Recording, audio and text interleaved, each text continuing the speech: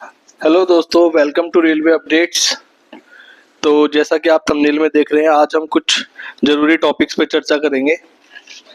तो जैसा कि आप स्क्रीन पर देख रहे हैं, हमारा पहला टॉपिक है डिबार कैंडिडेट लिस्ट जारी।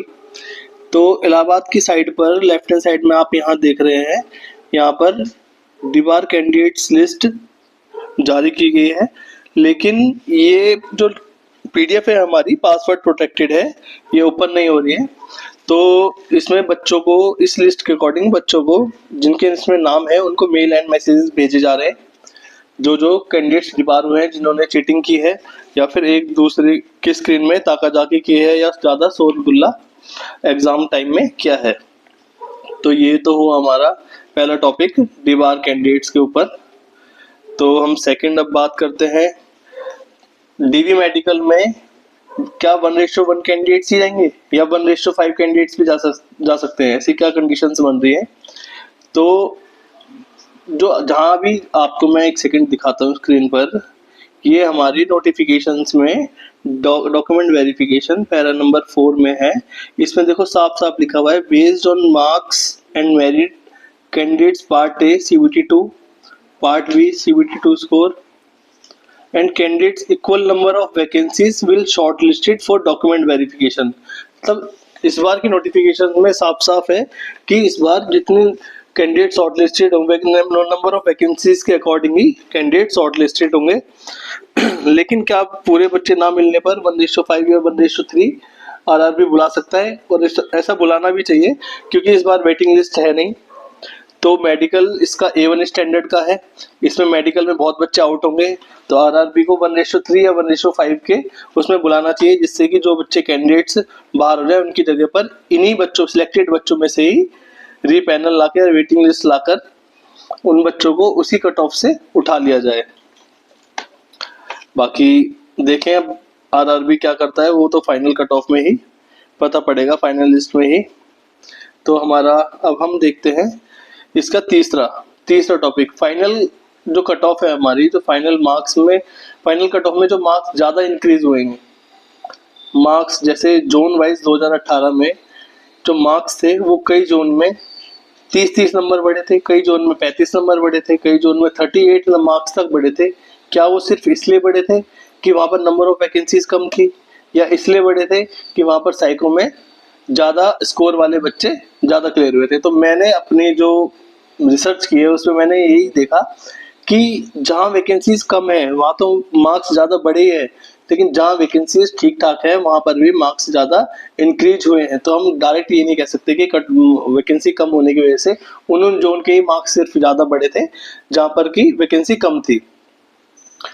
वहाँ पर वैकेंसी कम होने के कारण वहाँ पर कट ऑफ तो बड़ी है, लेकिन ज़्यादा वैकेंसीज वाले में भी कट ऑफ बढ़ी है, क्योंकि वहाँ पर हाई स्कोर बच्चे जो थे वो साइको में ज़्यादा क्लियर। तो मेन जो मैंने जो निष्कर्ष निकाला वो यही निकाला है कि साइको में जो लेवल ऑफ मार्क्स है बच्चों के, वो डिपेंड करेगा कि वहाँ की कट ऑफ कितनी बढ़ रही है। UR की तो आपकी किसी की भी ज़्यादा बढ़ेगी नहीं, UR की तो 10 से 12 मार्क्स ही इंक्रीज होगी। बाकी अदर कैटेगरीज की OBC, ST सबसे ज़्यादा ST की आप 2018 में देखेंगे कि कई जोन में 20 से 25 से ज़्यादा ही कट ऑफ इंक्रीज हुई है। तो बाकी देखते हैं इस बार क्या कंडीशंस रहती है। रैंक गुरुजी के डाटा के अकॉर्डिंग जो हमारी अभी जो मार्क्स थे, जितने मतलब 75 से प्लस कितने हैं, 70 से प्लस कितने हैं बच्चे हैं, 60 मार्क्स से ज़्यादा बच्चे कितने हैं, इस बार उनकी उस डाटा के बाद जो फाइनल रिजल्ट आया है उसमें नंबर ऑफ क्वेश्चंस कितने इग्नोर्ड हुए हैं, उससे भी बच्चों के 4 से 5 नंबर इंक्रीज हुए हैं, जो कि फाइनल कट ऑफ को पक्का इफेक्ट करेंगे ही करेंगे। तो बाकी देखते हैं रिजल्ट में क्या आता है, और फिर हम आगे बात करते हैं। ये तो हमने फाइनल मार्क्स के ऊपर बात की है। आगे बात करते हैं हम कि री एग्ज़ाम सबका होगा।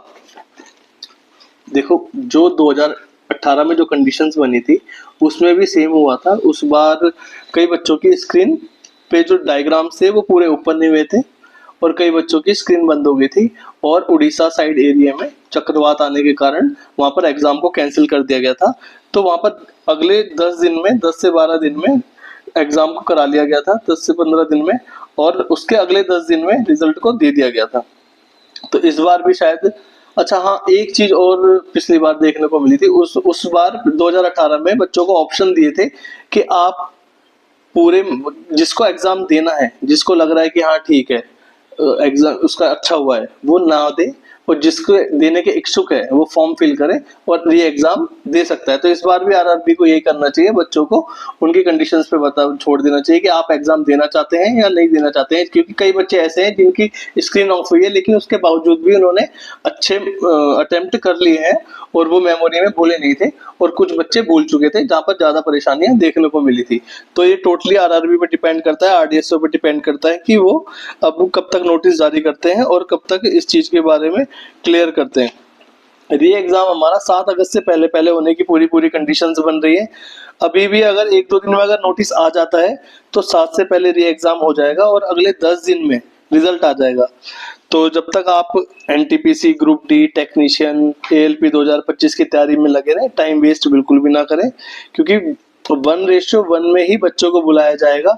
मान लो 5 बच्चे हैं, 6 बच्चे हैं, उन्होंने एवरेज हर जोन से 6 बच्चे सिलेक्टेड हैं जिन्होंने साइको दिया है, उसमें से 5 तो आउट होने ही है, बच्चा तो एक ही अंदर जाना है।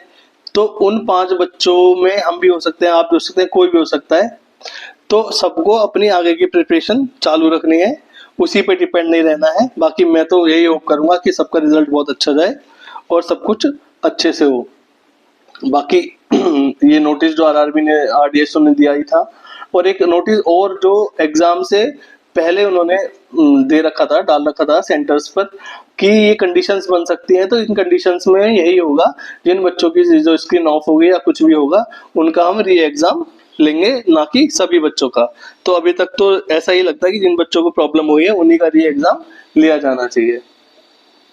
तो फिर हम अब बात करते हैं 5 गुड और बैड कंडीशंस पर जो हमारी कट ऑफ को इफेक्ट डालेंगी। तो हमारी जो इसमें कंडीशंस क्या क्या बन रही हैं हम उसे देखते हैं।